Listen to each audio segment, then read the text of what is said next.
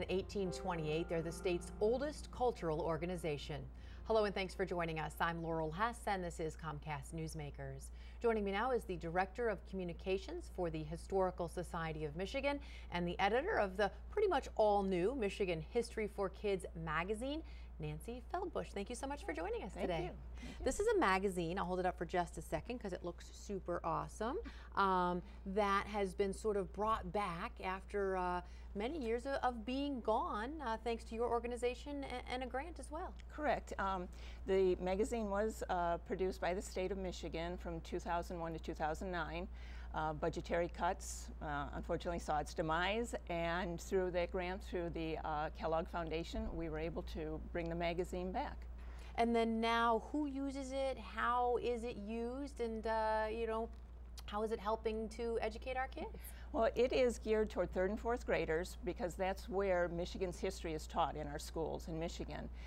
So it is geared toward those grade levels. It is designed to actually be used in the school as a resource, supplemental to the textbooks and other academic materials.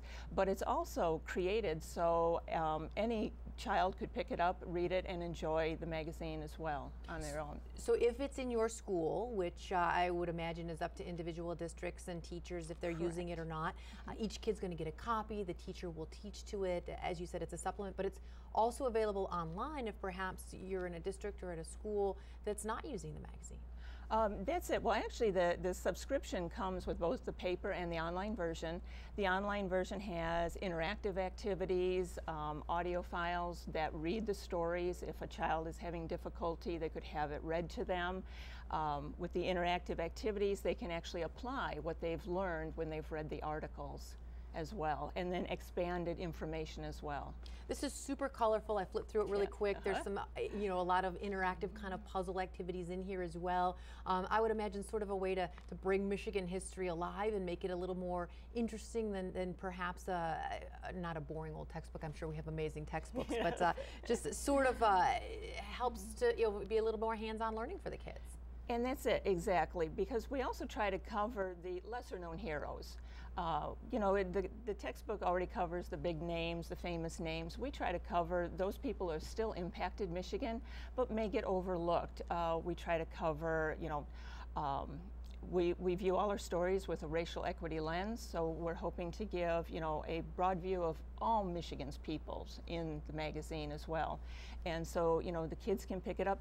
Now, the articles, they won't teach absolutely everything, but it'll hopefully pique the kids' curiosity so they'll start asking questions and they'll start doing research on their own. Michigan must have an awful lot of amazing history because every 2 months you publish a magazine that's 2 months worth of information, but you're going to do this each school year. I know you take a little break in the summer, year after year after year, and there's just a ton of material to choose from. And I said, well, Michigan has a whole lot of history to be able to cover, and we do each issue with a theme, so that we can cover that little area of Michigan's history. This one that just came out was Learning Our ABCs. It was talking about schooling and learning in the past. Our next one due out is Michigan Goes to War. So it's talking about all those people who have helped during the different wars throughout Michigan's history. All right, awesome. It makes me want to read it and find a little bit more about our history. Thank you so much for joining us today. Thank you. For more information on today's topic, you can visit hsmichigan.org. Today's Comcast Newsmaker was Nancy Feldbush, the Director of Communications and the editor for the Historical Society of Michigan.